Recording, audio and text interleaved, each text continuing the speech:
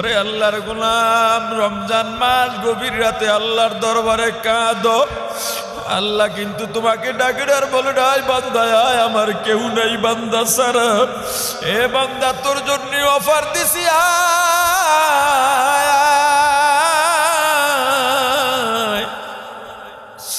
বান্দারে। সূর্য কিন্তু অস্ত যায়। ওরে বান্দা, জীবনের হায়াতের সূর্য কখন যে অস্ত যাবে জানো না। এখন ইফতারের টাইম জানো কখন কখন সূর্যাস্ত যাবে। জীবনের হায়াতের সূর্যাস্তের টাইম জানবি না। অতএব আয় আয় বান্দা আয়, তোর জন্যে সব পথ খুইলা দিলাম, আয় আয়।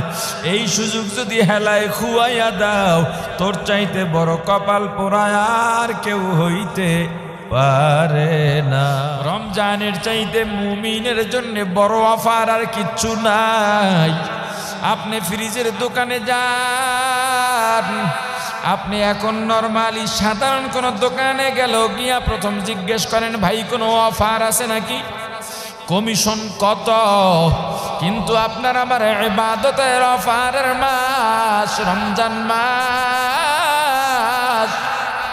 পৃথিবীর যত মুমিন মুর্দা আছে দুনিয়ার থেকে চলে গেছে, কিন্তু গুনাহ আছে। আল্লাহ ঘোষণা দিয়ে দিলেন, যাও আজকে তোমাদের রমজানের জন্য ছুটি দিয়া দিলাম, একটা মাস তোমার আত্মীয় স্বজনের কাছে দৌড়াও, দেখো তারা তোমার জন্য কোনো হাদিয়া দিতে পারে কিনা, তুমিও নাজাত পাওয়ার কোনো ব্যবস্থা হয় কিনা।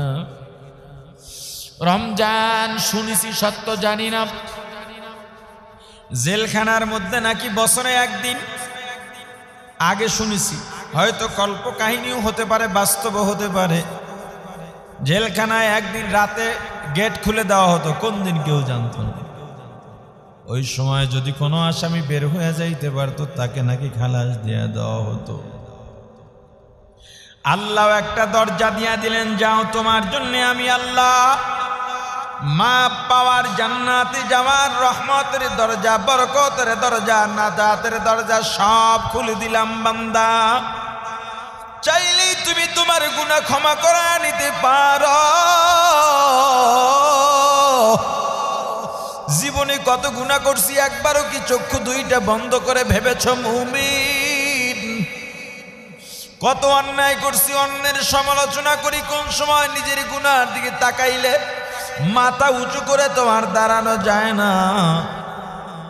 প্রত্যেকেরও যায় তারাবির পরে, অথবা বাসায় গিয়ে সাহারি খেতে যখন উঠব, একটু আগে উঠে অন্তত 2 রাকাত তাহাজ্জুদ নামাজ পড়ো রে ভাই। রমজানে 1 ওয়াক্ত নামাজও তুমি কাজা করো না, জামাতে আদায় করো,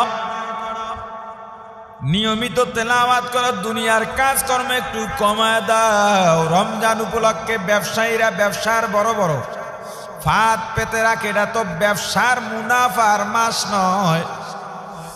আহারে কোন কোন দেশে রমজানে জিনিসপত্রের দাম ব্যবসায়ীরা কমায় দেয়।